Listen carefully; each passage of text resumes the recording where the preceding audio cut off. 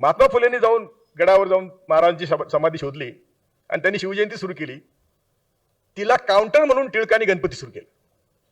नंतर शिवजयंती फार पॉप्युलर झाली होती. टिळकांनी गणपती सुरू केला आणि तुमच्या डोक्यामध्ये पुन्हा देवाधर्माचं खूळ घातलं.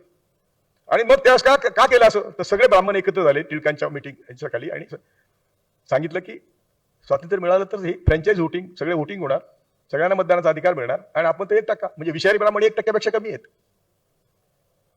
म्हणून तुम्ही ब्राह्मण धर्म सोडा आणि त्याला हिंदू धर्म नाव द्या. बाकी त्यावेळेस आम्ही जाणारच होतो ना. फुलेंनी म्हणजे छत्रपती शिवाजी पासून पुढे आमच्या उत्कर्षाला सुरुवात झाली आणि त्यांनी शिकवलं म्हणून आम्ही शिकलो. पण फुले शाहू आंबेडकरने आम्हाला का शिकवलं हेच आम्ही शिकलो नाही. हेच आम्हाला कोणी शिकवलं नाही.